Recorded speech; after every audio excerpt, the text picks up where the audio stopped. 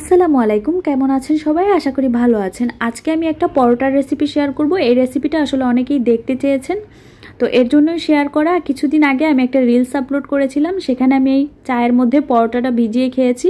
তো ওই ভিডিওটা দেখে অনেকেই আমাকে ইনবক্স করেছেন রেসিপিটা দেখার জন্য। তো এর জন্য প্রথমেই আমি নিয়েছি এখানে আটা। আপনারা চাইলে কিন্তু ময়দা দিয়েও করতে পারেন, তবে আমি সবসময় আটা দিয়েই করি।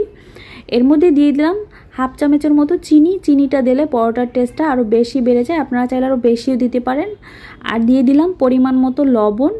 এরপর এখানে দিয়ে দিলাম রান্নার যে তেল আছে সেটা। দেওয়ার পরে সব কিছুকে হাত দিয়ে ভালোভাবে একটু মিশিয়ে নিতে হবে। তো সব কিছুকে হাত দিয়ে ভালোভাবে মিশিয়ে নেওয়ার পরে এখানে আমি দিয়ে দিচ্ছি কুসুম গরম পানি। এখানে চাইলে ঠান্ডা পানিও দেওয়া যায়, তবে ঠান্ডা পানি দিলে দেখা যায় পরোটাটা যখন বেলতে যাবেন তখন এটা বড় হবে না, ছোট হয়ে আসবে, বেলার সময় কষ্ট হয়। তো এই জন্য আমি একটু কুসুম গরম পানি দিয়েছি, যাতে করে সুন্দরভাবে বেলা যায়। তো আটাটাকে ভালোভাবে মাখিয়ে এরপর উপর দিয়ে আরেকটু তেল মেখে এটাকে চারপাশটায় ভালোভাবে তেলটাকে লাগিয়ে নিব। আর এই পরোটার রেসিপিটা আসলে আমি আমার শাশুড়ি থেকে শিখেছি। তো আমি বিয়ে হয়ে আসার পরে আমার শাশুড়ি প্রায় সময় এখনও বানায় এই পরোটাটা, আমার কাছে খুব ভালো লাগে, তো আমিও তার কাছ থেকেই শিখেছি। এরপর এটাকে ঢেকে 20 মিনিটের জন্য রেখে দিয়েছি। 20 মিনিট পরে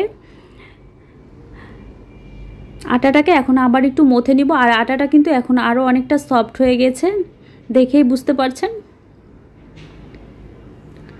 এরপর এখান থেকে আমি লেচি কেটে নিব। আমি যেই কটা পরোটা বানাবো, এখানে আমি 5টা পরোটা বানাবো, এই জন্য আর একটু বড় বড় করেই নিতে হবে লেচিগুলো। তো নেয়ার পরে এখন আমি হাত দিয়ে সুন্দর করে সমান করে নিব। এতে করে কি হবে, এরকম করে ঢেকে 10 মিনিটের জন্য রেখে তারপর যদি আপনি পরোটাটা বানাতে যান তখন পরোটাটা কিন্তু সুন্দরভাবে বেলা যাবে, যেহেতু এটা ঠান্ডা পানি দিয়ে করা নর্মাল। তো এরপর এটাকে ঢেকে আরও 10 মিনিটের জন্য রেখে দিয়েছি। 10 মিনিট পরে আমি পরোটাটা বেলে নিব। প্রথমে আমি একটা রুটি বেলে নিব। আর এটা বেলার সময় কিন্তু আটার পরিমাণটা খুবই কম দিতে হবে। বেশি পরিমাণে দিলে দেখা যাবে বা যখন পরোটাটা ভাজতে যাবেন তখন পুড়ে যাবে। তো এরপরে আমি এর মধ্যে দিয়ে দিলাম তেল আর হালকা একটু ময়দার ছিটা দিয়ে দিব। এরপর এটাকে ভাজ করে নিচ্ছি। এটা আসলে বলার কিছু নেই, দেখে বুঝতে হবে। আর নর্মালি আমরা অনেকেই এই পরোটাটা বাসায় তৈরি করি। আমার কাছে এই ডাবল পার্টের এই পরোটাটা খেতে ভীষণই মজার, ভালো লাগে। তো এরপর আমি বেলে নিচ্ছি। আর এই পর্যায়ে আমি কিন্তু কোনো ময়দা দিইনি, আপনারা চাইলে একটু হালকা ময়দা বা আটা দিয়ে নিতে পারেন। আমি এমনিতেই বেলে নিয়েছি। তো বেলে নেওয়ার পরে আমি আগে থেকেই চুলায় একটা তাওয়া বসিয়ে এটাকে একটু গরম করে নিয়েছি। এরপর এটাকে হালকা একটু সেকে, আপনারা যদি এটা ফ্রোজেন করতে চান তাহলে এভাবে করে সেকে তারপর ঠান্ডা করে ডিপ ফ্রিজে রেখে প্রায় 1 মাসের মতো রাখতে পারবেন। তো আমি যেহেতু আজকে অল্প পরিমাণে করছি, তো এই জন্য ভেজে নিচ্ছি। তো হালকা এরকম একটু সেকে নেওয়ার পরে এখন আমি তেল দিয়ে নিব। আর পরোটাটা দেখেই বুঝতে পারছেন কতটা ফুলেছে।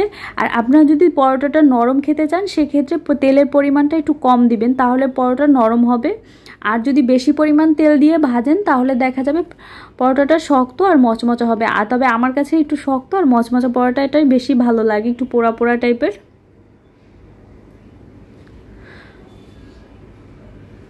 তো আমার পরোটাটা কিন্তু ভাজা হয়ে গিয়েছে। এভাবে করে আমি সবগুলো পরোটা ভেজে নিব। আপনারাও কিন্তু চাইলে খুব সহজেই এই পরোটাটা ঘরে তৈরি করে নিতে পারেন। খেতে কিন্তু অসম্ভব মজার, আর তৈরি করাও কিন্তু খুবই সহজ। আমি যেভাবে করে দেখিয়েছি এইভাবে করে পরোটাটা ঘরে বানালে তাহলে কিন্তু দোকানের পরোটার থেকেও এই পরোটাটা বেশি মজার। তো দেখেই বুঝতে পারছেন এটা কতটা সুন্দর হয়েছে, দেখে কতটা সুন্দরভাবে ভাজা হয়েছে। তো ভালো থাকবেন।